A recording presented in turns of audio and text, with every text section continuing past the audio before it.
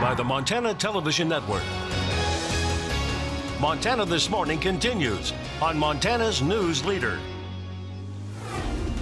A Texas town is pulling together as we learn more about a motive and a mistake behind the worst mass shooting in Texas history. I'm Courtney Zabowski in Sutherland Springs with the latest.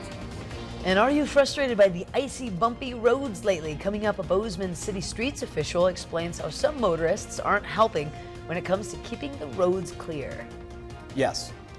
To answer your question, yes. I am a little frustrated by it. And it sounds like as Matt steps in to join us here at 6:30, it's not going to get any better for a while, at least the thawing part. Yeah, temperatures are going to stay below freezing today and possibly tomorrow for a good portion of the area, but we are starting to see at least signs that things will warm up. Not from this map. Oh, no. No, yeah, and seriously. One of the other issues that we have for the morning is fog.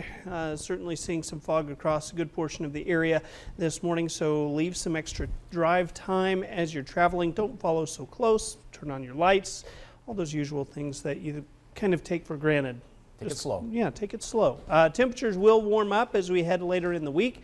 Your detailed forecast coming up in a few minutes. Coming from our old guy on the set. Yeah, no, Take it slow. I know what you speak of there. Meantime, back to our top national story this morning, 6:31. It seems now a clerical mistake could have helped the suspect behind Sunday's mass shooting inside a Texas church that left 26 people dead.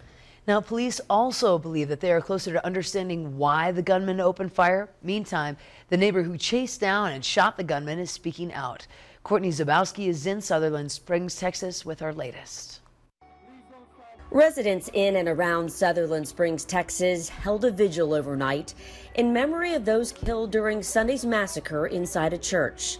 It appears now a mistake allowed the shooter to buy guns legally, no questions asked. His background check came up clean. There was no prohibitive information in the systems that we checked that say that he could not have purchased that firearm. That should not have been the case, though. While serving in the Air Force, the gunman was convicted by court-martial on 2 charges of domestic assault. The Air Force says it's now investigating why his conviction wasn't entered into a national database. That information would have popped up on a background check and prevented him from buying weapons. More than 15 magazines, 30-round capacity magazines have been recovered. Police say the suspect fired off at least 450 rounds before a neighbor who heard the gunshots grabbed his own gun and ran barefoot to the church. That neighbor was Stephen Williford. Over time, I heard a shot. I knew that probably represented a life. I was scared to death. Police say Williford shot the gunman twice, once in the leg, once in the torso. The gunman then fled in a car, crashed, and was found with a self-inflicted gunshot wound to his head. Police believe the shooting was not motivated by race or religion, but rather stemmed from some sort of domestic dispute. Courtney Zabowski for CBS News, Sutherland Springs, Texas. Now, police are saying among the dead were 8 members from a single family that spanned 3 generations, the youngest of which was 1-year-old. Back here at home, Bozeman City Commissioners reviewed but were not able to pass the city's strategic plan last night. MTN's Morgan Davies was there and has more on what kept commissioners divided on a plan that's been in the works for 2 years. The strategic plan discussed tonight was started over 18 months ago and outlines just about everything the city needs for the next 5 years. However, commissioners could not come to an agreement on the plan. Deputy Mayor Cindy Andrus was not present at the meeting, and that was just one of the many reasons that commissioners did not vote on the strategic plan. Having a discussion on the plan also showed issues for commissioners. I think it's in pretty good shape. I've heard some specific concerns. I think a lot of them are valid. I've heard some other concerns that I don't agree with, and that's why we'll have a debate and discussion and voting if necessary. Those that submitted public comment asked if they could have more time to read over the strategic plan, and now they will, since the discussion has been tabled until the November 27th commission meeting. Reporting from City Hall, Morgan Davies, MTN News. Now, Morgan tells us you can read the draft of that strategic plan on our website, kbzk.com. And with all the snow that fell over the weekend, the city of Bozeman is having a tough time keeping those roads cleared. The street superintendent says the snow fell hard when it warmed up, then froze again, so there's a thick layer of ice underneath the snowpack. So we're fighting traffic. We had the football game, so we worked around that. And the same thing we always run into every year, people with their equipment and their trailers and their RVs parked on the street, so we've got to work around those, and what ends up having to do, we carry the snow around those, and then we'll have to dump it in front of your neighbor's driveway. Now, the city is planning on having the streets cleaned up within 7 days. And just a reminder, if you are behind a snowplow, leave at least 50 feet distance between you and the plow. Shifting gears a bit, a Billings man lucky to be alive after a grizzly bear attack over the weekend. Joe Kidrowski told MTN News shot a bull elk Saturday night near Tom Minor Basin in Park County. The animal didn't go down right away, so he hiked back to the area alone Sunday morning. As Kidrowski emerged through some brush, he spooked a grizzly just some 30 feet away. Kidrowski says the bear charged, and when he threw up his arms in defense, the bear bit him on his arm and wrist. Hunter then threw himself to the ground, rolled onto his stomach so the bear would maul his backpack. As the bear backed off and circled into the brush, Kidrowski pulled out his bear spray just as the bear returned and charged him a second time. He was able to deploy the spray, and the bear backed off briefly before charging again. Canister was empty at that point, so he threw the can at the bear, causing it to retreat for a last time. Whole attack only lasted about 2 minutes.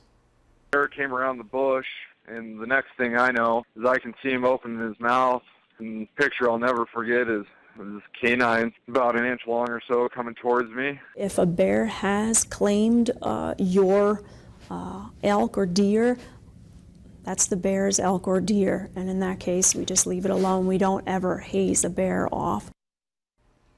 Now, FWP, a bear specialist, said number of very active grizzly bears are on the move right now, despite some of them beginning to hibernate. Wow.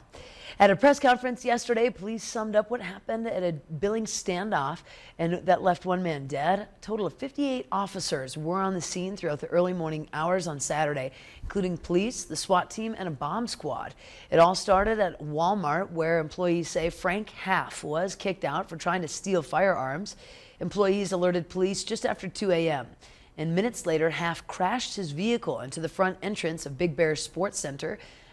Officers deployed non-lethal tools like pepper spray and an audio device that releases a high-pitched sound. Chief Rich St. John said officers wanted to make Half uncomfortable to force him out, but that didn't happen. After 9 hours, officers attempted to negotiate with Half, but he would not respond. We were told that Half came out of the building multiple times, armed with guns that he found in the store, and engaged police in a shootout. Some of his actions were irrational. We know that he showed a propensity to fight and resist. Short of that, I really don't know what his motivation is, but he certainly caused a lot of mayhem, a lot of heartache for a lot of people. In these situations, our officers are victims of violent crime. They are victims here. Somebody used deadly force or threatened to use deadly force, and they were forced to protect themselves or others. Now, it was after the last exchange of gunfire after around 1 p.m., that Half was killed. St. John says that there is no reason to believe that he took his own life. St. John says that he hopes to have 8 officers involved back on duty by next week. Well, a Butte agency that helps the poor is working this week to open up a temporary homeless shelter now that winter has come to the mining city. Action Inc. officials are preparing the former Homeward Bound building it owns on North Main Street so it can be used as a shelter over the next 7 months. The building has been vacant for some 3 years, but officials say the shelter is needed since the Butte Rescue Mission shelter was closed earlier this year due to code violations. Saving lives trumps everything. And so I want to ask all of us if we can just please work together and get through this and have it be a successful thing for these 7 months. Now we're told the group hopes to have the shelter operating before the end of this week, and that's a story we're going to continue to follow here on Montana This Morning. Good to know that they have just somewhere to be safe for the time being. Yep. -7 as I was driving to work this morning, brutal. just freezing. When Montana This Morning continues, we head out to West Yellowstone for this week's Montana Made Report. Yeah, we'll introduce you to a man whose love of the sport of biathlon has allowed him to hit the mark with his unusual business. But first, here's Gail King with a quick look at what's coming up at 7 on CBS This Morning. Good morning. Ahead on CBS This Morning, the latest on the Air Force mistake that allowed the Texas gunman to buy weapons, plus more from the man who shot and chased the suspect. And former Democratic National Committee Interim Chair Donna Brazile is here in Studio 57 with her new book claiming bias in the presidential election. We'll see you 7 o'clock on the dot.